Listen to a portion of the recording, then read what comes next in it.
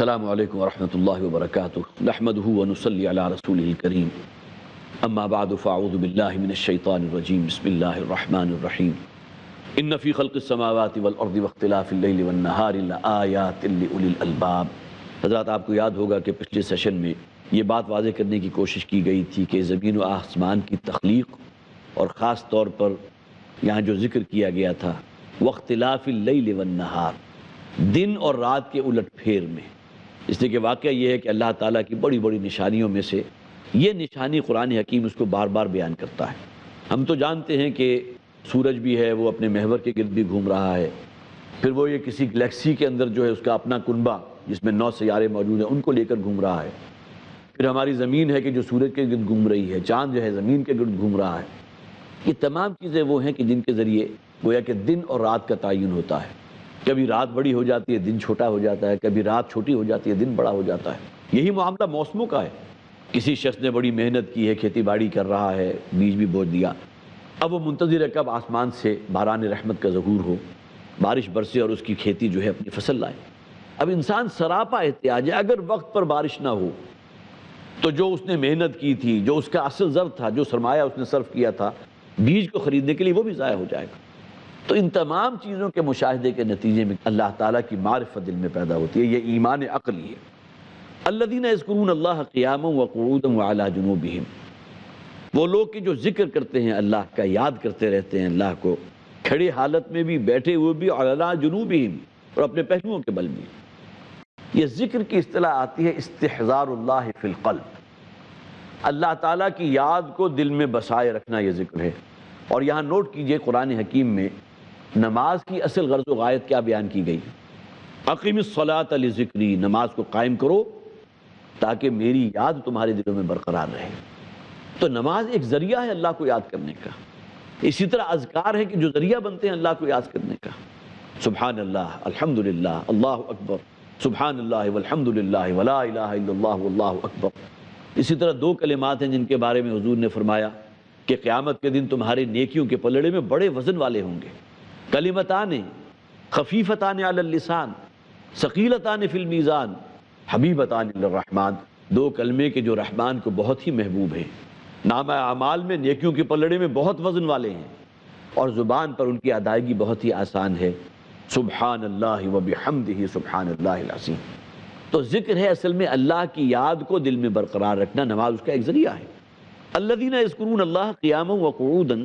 جو اللہ کو یاد رکھتے ہیں کھڑی حالت میں بھی، بیٹھے ہوئے بھی، وعلی جنوبہم، اپنے پہلوؤں کے پر بھی، ویتفکرون فی خلق السماوات والارض،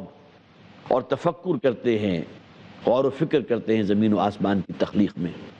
اب یہاں دیکھیے ذکر اور فکر ان دونوں کو جمع کر دیا گیا، اس لیے کہ اگر ذکر ہی ذکر ہو اور انسان اس کائنات پر غور و فکر نہ کرے تو یہ بھی شے وہ ہے جو مطلوب نہیں ہے۔ غور و فکر دونوں کے دونوں جو ہے وہ بالکل ساتھ کے ساتھ جاری رہنی چاہیے۔ مولانا روم کا ایک شعر میں خاص طور پر آپ کو سنانا چاہتا ہوں، این قدر گفتیم باقی فکر کن، یہ ذکر کے نتیجے میں، اور پھر یہ کہ اس کائنات پر غور و فکر بھی کسی درجے ہے، اس کے نتیجے میں یہاں تک رسائی تو تم حاصل کر چکے ہو، عقل کی گویا کہ اس میں تمام ان کی جو بھی اس کو اللہ نے صلاحیت دی ہیں اس کو استعمال کر کے، فکر اگر جامد بود لو ذکر کن، لیکن تمہارا فکر کا اگر پروسیس کہیں رکتا ہوا تمہیں محسوس ہو تو رو ذکر کن، تو فوراً ذکر کی طرف آ جاؤ، اس لیے کہ ذکر وہ شے ہے جو تمہارے دلوں کے اندر اللہ کی یاد کو برقرار رکھے گا۔ تو الذین یذکرون اللہ قیاما وقعودا وعلی جنوبہم، تو لذت ذکر سے آشنا لیکن فکر سے خالی لوگ، یہ بھی معیار مطلوب نہیں ہے۔ اور اسی طرح فکر کی وادیوں کے اندر سرگرداں، بڑی جو ہے تفکر ہو رہا ہے، بہت فکر ہو رہی ہے، فکر اس معنی میں نہیں کہ جسے ہم اندیشہ کہتے ہیں، مجھے فلاں کی بڑی فکر ہے، مجھے فلاں اندیشہ ہے، بلکہ فکر یہ تفکر کے معنی میں غور و فکر کرنا، لیکن یہ کہ ان کے اگر دل اللہ کی لذت سے، اللہ کی یاد کی سے جو ہے خالی ہے تو ظاہر یہ معاملہ بھی مطلوب نہیں ہے۔ وَيَتَفَكَّرُونَ فِي خَلْقِ السَّمَاوَاتِ وَالْأَرْضِ رَبَّنَا مَا خَلَقْتَ هَذَا بَاطِلًا، اب ذکر و فکر کے نتیجے میں ان کی عقل اور ان کا تفکر اور ذکر الہی انہیں کس منزل تک پہنچا دیتی ہے کہ اس نتیجے تک پہنچتے ہیں، سبحانک اے پروردگار تو پاک ہے۔ یہاں خاص طور پر سبحان کے لفظ کو نوٹ کیجئے، اس کا ترجمہ کیا جاتا ہے اللہ پاک ہے۔ کس معنی میں؟ اللہ تعالیٰ کے ساتھ معاذ اللہ کوئی نجاست نہیں تھی کہ آپ کے کلمہ سبحان اللہ نے اس کو پاک کر دیا، کہ اللہ تعالیٰ کی ذات پاک ہے، منزہ ہے، اعلیٰ و عرفہ ہے، ہر نقص سے، ہر عیب سے، ہر کوتاہی سے، ہر کمی سے کوئی منفی تصور اگر آپ کے ذہن میں موجود ہے، اللہ کی ذات اس سے پاک ہے۔ یہ ہے سبحان اللہ۔ سبحانک اے پروردگار تو بہت اعلیٰ و عرفہ ہے، پاک ہے۔ فقنا عذاب النار، بس ہمیں آگ کے عذاب سے بچا لے۔ ربنا انک من تدخل النار فقد اخزیتہ۔ یہاں بھی نوٹ کیجئے فقنا عذاب النار کے الفاظ کو، اس لیے کہ اسی غور و فکر کے نتیجے میں وہ پہنچ چکے اس مقام تک جہاں آخرت کا تصور انسان کے اندر پیدا ہوتا ہے۔ نیکی اور بدی کی تمیز اللہ کی ودیت کی ہوئی ہے، لیکن اس دنیا میں نیکی کا اچھا ریوارڈ تو نہیں ملتا، یہاں تو مخالفتیں ہوتی ہیں، یہاں تو تعذیب کی چکیوں سے گزارا جاتا ہے، اور ہر بدکار اور فاسق و فاجر یہاں عیش کرتا پھرتا ہے۔ انسان کی وہی تعقل اور تفکر جو ہے اس کے ساتھ ایڈ کر لیجئے ذکر الہی کو بھی، یہ تمام چیزیں اس مقام تک پہنچا دیتی ہیں کہ یہ دنیا معال کار کے اعتبار سے ناکافی ہے، انجام کے اعتبار سے مکمل نہیں ہے۔ کوئی اور زندگی ہونی چاہیے جہاں انسان کو اس کے اچھے اعمال کا بھرپور ریوارڈ ملے، اور برے اعمال کرنے والے لوگوں کو، فاسق و فاجر کو، دوسروں پر ظلم کرنے والوں کو بھرپور سزا ملے۔ فقنا عذاب النار، اے پروردگار تو تمام کوتاہیوں سے، تمام عیبوں سے، تمام نقص سے، ہر کمی سے پاک ہے تیری ذات، لہٰذا ہمیں آگ کے عذاب سے بچا لے۔ آگ کے عذاب کا تصور جہنم کا تصور میں پیدا ہوا۔ ربنا انک من تدخل النار فقد اخزیتہ،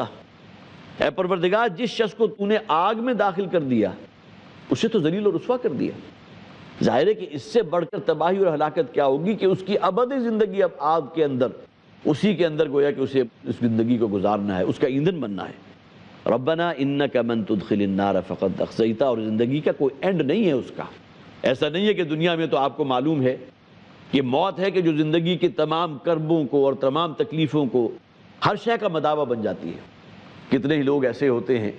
کہ جو کسی کینسر کے آخری سٹیج میں ہے، شدید کرب کے اندر مبتلا ہیں، اور اس کے اپنے قریب ترین کے اعزاء و اقارب جو ہیں وہ اللہ سے دعا کرتے ہیں پروردگار اس کے لیے اس معاملے کو آسان فرما دے، تاکہ موت جو ہے اس کے لیے ان تمام شدائد کا، ان تمام مصیبتوں کا، اس تمام کرب کا مداوع بن سکے۔ لیکن فرما دیا گیا کہ وہاں تو معاملہ ایسا نہیں ہے کہ موت آ کر تمہیں اس جہنم کی تپش سے، اس کی آگ سے بچا سکے۔ ربنا انک من تدخل النار فقد اخزیتہ، اے پروردگار جسے تو نے آگ میں داخل کر دیا اسے تو ذلیل و رسوا کر دیا۔ وما للظالمین من انصار، اور ظالموں کا کوئی مددگار نہیں ہے۔ ربنا اننا سمعنا منادیا ینادی للایمان ان آمنوا بربکم فآمنا۔ عقل و شعور کی پختگی کا مظہر کیا تھا؟ غور و فکر کرنے کے نتیجے میں اس مقام تک پہنچ گئے جہاں اللہ کی معرفت ان کے اندر گویا کہ جو اندر موجود تھی۔ اس بات کو بھی نوٹ کیجئے کہ اللہ کی معرفت انسان کی فطرت میں موجود ہے۔ یہ تو اصل میں اس کے اوپر بہت دبیز پردے ہیں جو آ جاتے ہیں، جس کی وجہ سے معرفت کا وہ نور جو ہے کہیں اندر دب جاتا ہے۔ حضور کی ایک حدیث بڑی پیاری، بہت خوبصورت حدیث ہے، جس کا مفہوم یہ ہے کہ جب بھی تم میں سے کوئی شخص گناہ کرتا ہے تو ایک سیاہ دھبا اور سیاہ داغ اس کے دل پر لگ جاتا ہے، اور گناہ کرتا ہے اور داغ لگتا ہے، اور گناہ کرتا ہے اور دھبا پڑتا ہے، تاکہ پورا دل جو ہے وہ سیاہ غلاف بن جاتا ہے، گویا کہ وہ دھبے جمع ہو کر ایک دبیز پردے کی شکل اختیار کر لیتے ہیں۔ اب وہ نور ایمان جو انسان کا نور فطرت اندر موجود ہوتا ہے وہ اسی کے اندر دب کر رہ گیا۔ لیکن وہ لوگ جو اس نور فطرت کی روشنی میں یہ سفر جاری رکھے ہوئے ہیں اور وہاں تک پہنچ چکے ہیں، جیسے ہی ان کے کانوں میں آواز آتی ہے ربنا اننا سمعنا منادیا ینادی للایمان ان آمنوا بربکم فآمنا، عقل و فکر کے وہ تمام سیڑھیاں طے کرتے ہوئے اس مقام تک پہنچنے کے بعد جیسے ہی کسی نبی اور رسول کی بات ان کے کانوں تک پہنچی، ربنا اننا سمعنا منادیا ینادی للایمان۔ منادی کسے کہتے ہیں؟ ندا کرنے والا، آواز لگانے والا، اور یہاں مراد ہے محمد رسول اللہ صلی اللہ علیہ وسلم، کہ وہ شخص کہتا ہے پروردگار ہم نے سن لیا ایک پکارنے والے کی پکار کو، جو ندا لگا رہا تھا، جو لوگوں کو دعوت دے رہا تھا، آواز لگا رہا تھا، للایمان، ایمان کی دعوت پیش کر رہا تھا، ان آمنوا بربکم، کہ ایمان رکھو اپنے رب پر، فآمنا، تو گویا کہ ان کی یہ پکار تو ہمیں اپنے فطرت کی پکار محسوس ہوئی، وہ نور فطرت جو انسان کے اندر موجود ہے۔ نبی اکرم صلی اللہ علیہ وسلم نے فرمایا کل مولود یولد علی الفطرہ فابواہ یہودانہ او یمجسانہ او ینصرانہ، ہر شخص جو پیدا ہوتا ہے، جب بچہ ہوتا ہے تو فطرت کی کلین سلیٹ لے کر آتا ہے، فطرت اسلام پر آتا ہے، لیکن وہ معاشرہ جو اسے گروم اپ کر رہا ہے، اس کے آباء و اجداد، وہ ماحول کو جو اسے میسر آیا ہے، جس کے نتیجے میں کوئی یہودی ہو گیا، کوئی نصرانی ہو گیا، کوئی کسی اور مذہب کا پیروکار ہو گیا، لیکن حضور نے فرمایا ہر بچہ جو آیا ہے فطرت اسلام کی کلین سلیٹ لے کر آیا. ان آمنوا بربکم فآمنا، تو اس نبی اور رسول کی دعوت بھی یہ تھی کہ ایمان لاؤ اپنے رب پر. پس ہم نے لبیک کہا اور ایمان لے آئے. ربنا فاغفر لنا ذنوبنا، تو اے پروردگار ہم سے ہمارے گناہوں کو معاف فرما دے. وکفر عنا سیئاتنا، اور ہم سے ہماری برائیوں، ہماری کوتاہیوں، ہماری معصیتوں کو دور کر دے. وتوفنا مع الابرار، اور ہمیں وفات دی جو ہمارا انجام کی جو نیکوکار لوگوں کے لیے، جو قرآن حکیم میں کہا گیا نا کہ کونوا مع الصالحین، کونوا مع الصادقین،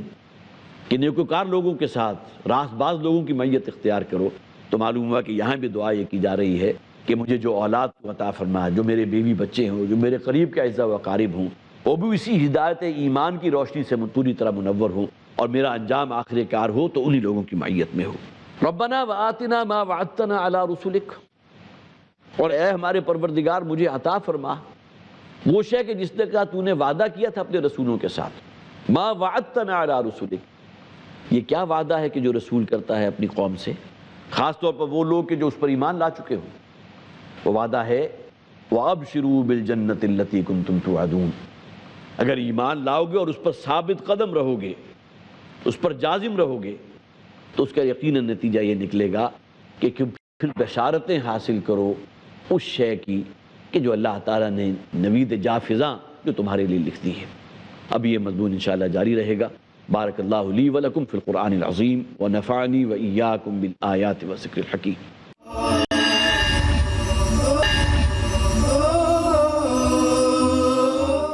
سورہ آل عمران کا آخری رکوع ہمارے زیر مطالعہ تھا. جن حقائق تک ہم پہنچے پھر اسے ذہن میں تازہ کر لیجئے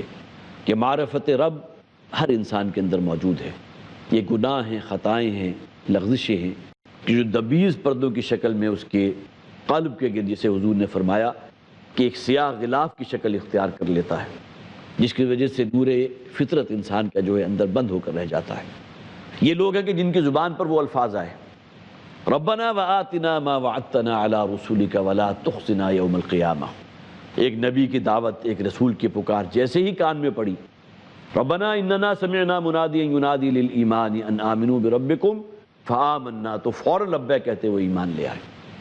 اس کی نمایاں ترین مثال ہیں حضرت ابوبکر صدیق رضی اللہ تعالیٰ عنہ، اس لیے کہ وہ بھی عقل و شعور کی پختگی کے اس مقام تک پہنچ چکے تھے. وہ تمام اس کائنات کے جو گتھیاں اسے سلجھاتے ہوئے وہاں تک پہنچ چکے تھے کہ جیسے ہی نبی اکرم صلی اللہ علیہ وسلم کی آواز ان کے کانوں میں آئی، میں نے یہ جانا کہ گویا یہی میرے دل میں تھا. فوراً لبیک کہا اور حضور پر ایمان لے آئے. اور یہ الفاظ اللہ کے رسول کے صرف حضرت ابوبکر صدیق کے لیے ہیں رضی اللہ تعالیٰ عنہ. صدیق کے معنی کیا ہیں؟ خود بھی راست گو اور سچائی اور راستی کا شہادت دینے والا، کا گواہی دینے والا. ابو بکر صدیق، ابو بکر وہ ہیں کہ جو سب سے بڑھ کر گواہی دینے والے تھے، سب سے بڑھ کر راست باز انسان. تو حضور نے فرمایا کہ جس شخص کے سامنے بھی میں نے اسلام کی دعوت پیش کی، کچھ نہ کچھ توقف، کچھ نہ کچھ خیال، کچھ نہ کچھ جو لہجے کے لیے ایک نہ کوئی رکاوٹ اس کے اندر پیدا ہوئی، سوائے ابو بکر کے رضی اللہ تعالی عنہ کہ ادھر میں نے کلمہ اسلام زبان سے نکالا ہے، ان کو دعوت پیش کی ہے اور فوراً لبیک کہتے ہوئے ایمان لے آئے. تو یہ کیفیت اصل میں ان لوگوں کی ہے جو عقل و شعور کی پختگی پر، اولو الالباب، ہوش مند لوگ، لقوم یعقلون، جو اس مقام تک پہنچ چکے ہوتے ہیں کہ کسی نبی اور رسول کی دعوت کان میں پڑتے ہی لبیک کہتے ہیں، ایمان لے آتے ہیں. ربنا وآتنا ما وعدتنا علی رسولک ولا تخزنا یوم القیامہ، اے پروردگار ہمیں عطا فرما جس کا وعدہ کیا تھا تو نے اپنے رسولوں سے، اور قیامت کے دن ہمیں رسوا نہ کیجو. اب ظاہر ہے کہ یہ رسوائی کس بنیاد پر ہوگی؟ اس دنیا میں اگر تم اپنے خواہشات نفس کے بندے بنے رہو گے، فسق و فجور والے رستوں پر آگے سے آگے بڑھتے رہو گے، اور وہ شے کہ جو نبی لے کر آیا، جو شریعت کا حکم ہے، اسے پاؤں تلے روندو گے، اس کا نتیجہ کیا ہوگا کہ بدترین رسوائی حصے میں آنے والی ہے، اور وہ زندگی جس کا کوئی اینڈ نہیں ہے.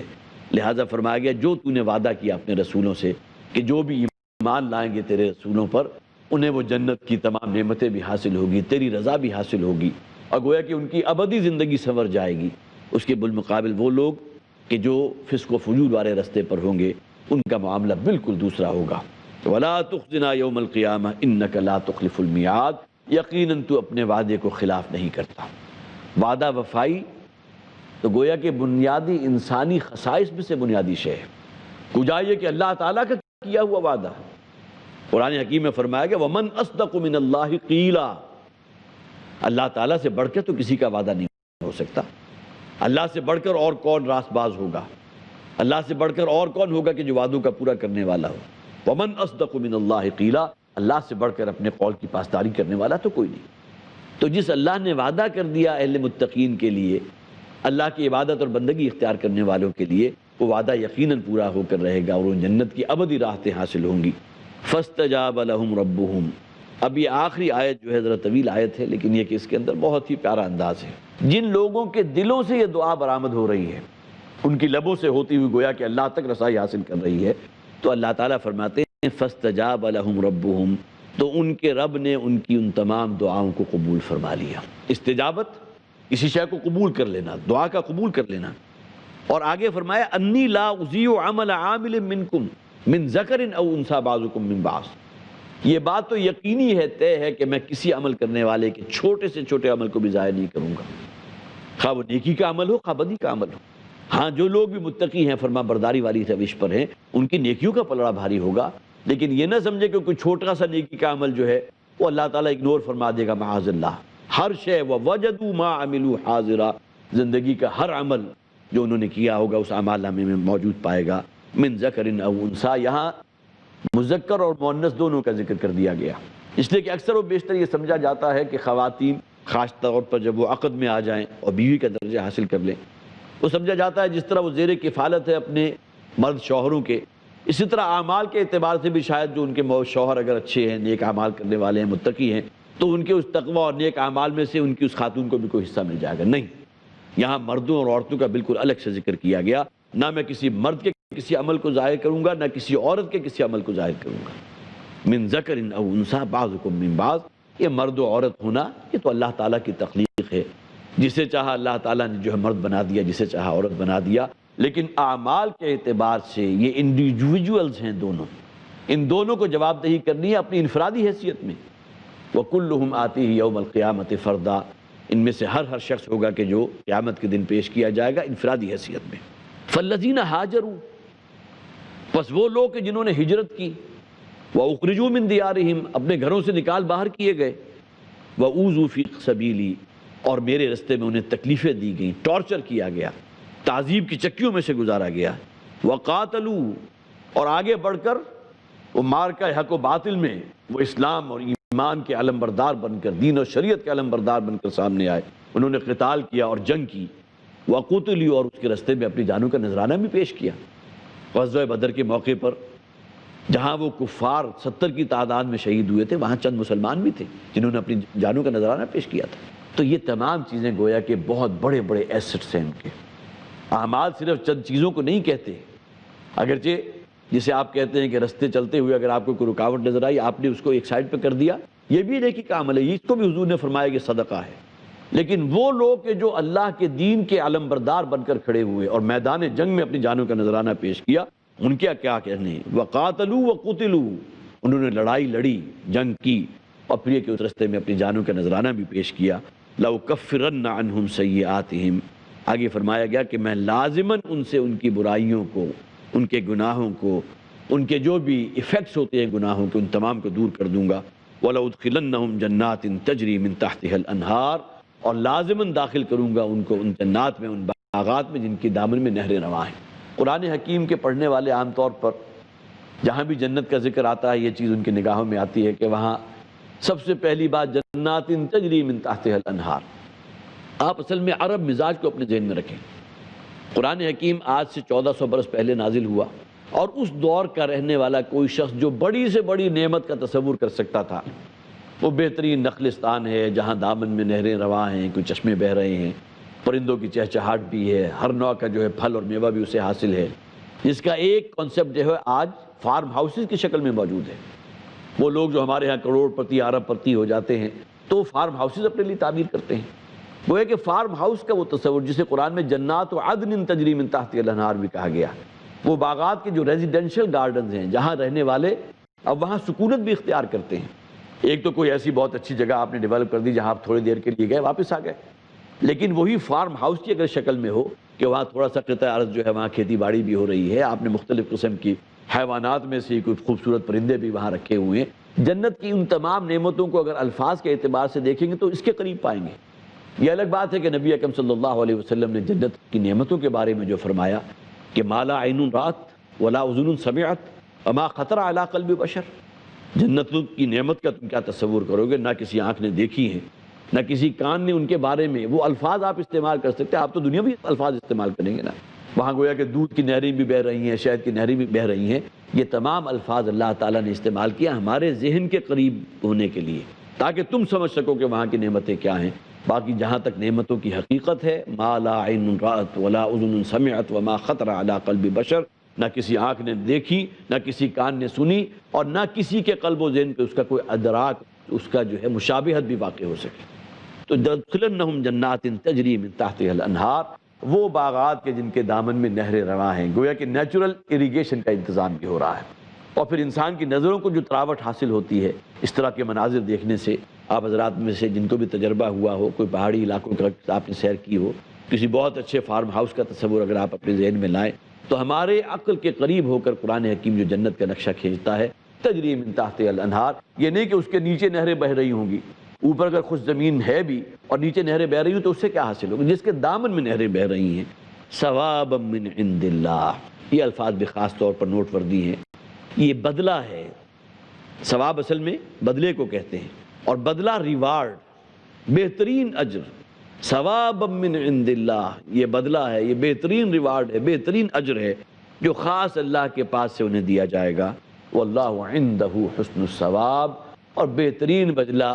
تو اللہ ہی کے پاس موجود ہے۔ اس دنیا میں انسان کسی کے ساتھ بھلائی کرتا ہے، کسی کے ساتھ نیکی کرتا ہے، کسی کا کسی اعتبار سے جو ہے کسی مصیبت کو دور کر دیتا ہے، وہ اس کی کوئی تلافی کرنا بھی چاہے تو کیا کر دے گا، کتنا کچھ ریوارڈ اس کو دے دے گا، لیکن اللہ تعالیٰ کے ہاں نبی اکرم صلی اللہ علیہ وسلم نے اپنے ایک حدیث میں فرمایا کہ کوئی بندہ مومن جب جنت میں پہنچے گا اور جو نعمتیں اللہ تعالیٰ کی طرف سے اسے دی جائیں گی تو اللہ تعالیٰ سے عرض کرے گا، اے پروردگار میں تو اس قابل نہیں تھا، میرے اعمال تو ایسے نہیں تھے، لیکن یہ کہ اللہ تعالیٰ کی طرف سے کیا جواب آئے گا کہ تمہارا فلاں عمل تھا، فلاں صدقہ تھا، فلاں خیرات تھی، فلاں ایسا عمل تھا کہ جس کی ہم نے یہاں افزائش کی ہے، جس میں اضافہ کیا ہے، لہذا تمہاری نگاہوں میں چھوٹا سا عمل آج یہاں ریوارڈ کی شکل میں تمہارے سامنے موجود ہے۔ تو ثواب من عند اللہ، یہ بدلہ ہے جو خاص اللہ کی طرف سے انہیں عطا کیا جائے گا۔ واللہ عندہ حسن الثواب، اور بہترین بدلہ اور بہترین ثواب ہے جو اللہ کی جناب سے انہیں دیا جائے گا۔ اور بالآخر اننا سمعنا منادیا ینادی للایمان، جیسے انسان عقل و فکر کی وادیوں کو طے کرتا ہوا، عقل و دانش کی وادیوں کو طے کرتا ہوا معرفت رب حاصل کرتا ہے، تو خارج سے جیسے ہی اس کی کان میں کسی نبی اور رسول کی کوئی بات آتی ہے تو محسوس ہوتا ہے گویا کہ میرے اپنے دل کی پکار ہے۔ دیکھنا تقریر کی لذت کے جو اس نے کہا، میں نے یہ جانا کہ گویا یہی میرے دل میں تھا۔ اللہ تعالی ہمارا شمار ان لوگوں میں فرمائے۔ بارک اللہ لی ولکم فی القرآن العظیم ونفعنی وإیاکم بالآیات والذکر الحکیم۔